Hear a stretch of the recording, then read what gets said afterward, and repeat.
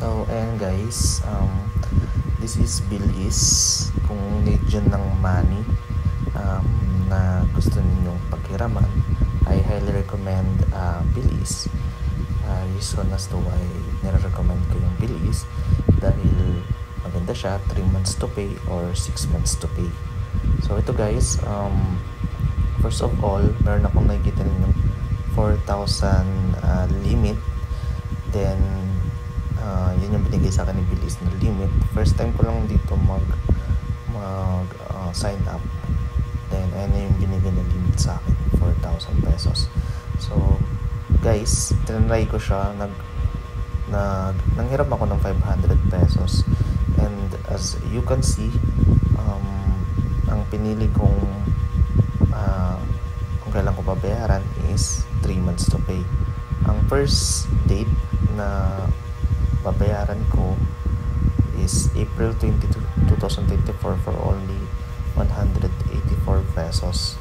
So, 3 months yun guys. Next na bayadan ko is May 22, 2024 and last June 22, 2024. So, sa 500 pesos guys, may charge or service fee or what they call this one, interest na 52 pesos. So, 552 pesos. 52 pesos yung babayaran mo sa 500. Then, if you want to convert this 500 pesos sa inyong as cash, you can go to e-wallet. Then, sa e-wallet, you can choose kung saan nyo siya ilalagay. Ako, mas pinili ko siya sa Maya application. Then, as you can see there, guys, yung 500 pesos ninyo magiging 450 pesos na lang kapag kinonvert nyo siya sa cash. Okay? Or kapag gusto nyo siyang i-transfer sa Maya ninyo para maging cash. So, 450 na lang yung matitira sa 500. So,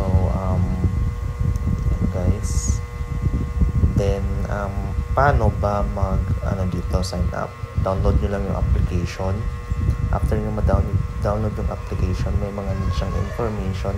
Ang mga need yung information na need nyo rin i-present proof of payment, which is yung kahit Meralco, mga ganyan, mga bills ninyo, water bill, ganyan. Then, next is kung self-employed kayo, need nyo ng what do you call this one, yung ID niyo sa company and yung payslip.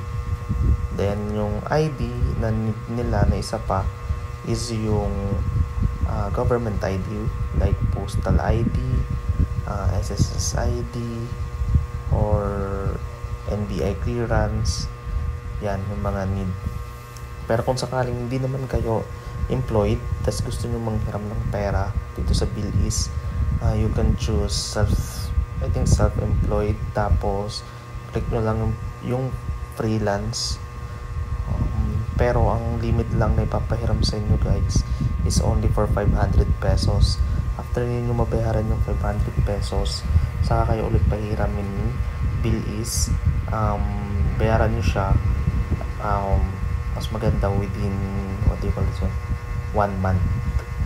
Ano ba, 1 month na yung due date nyo, tapos 500 din niram nyo, bayaran nyo siya agad ng within 1 month para tumaas yung limit nyo, magiging 800 sunod na pagpapahiram ni Bilis kapag nabayaran nyo na yung 500. Then kapag nabayaran nyo ulit yung 800 within due date nya, then tataas ulit yun na magiging 3,600 yung limit niyo.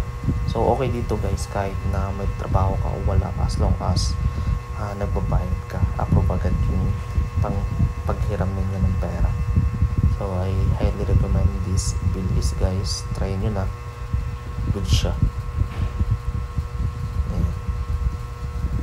So kung may mga katanungan kayo dito sa Bilis, you can go on messages, then chat nyo lang yung gusto ninyong or need ninyong malaman kay Bilis. Hindi naman yung customer service nila. Ayan guys. Tapos kapag magbabayad na kayo, click nyo lang yung pay now. Tapos ayan. So you can see 552 pesos yung babayaran ko. sa 500 pesos. 3 months yan guys, April 22, 184, May 22, 2024, 184 pesos din, and lastly June 22. So ayun lang guys, thank you for watching.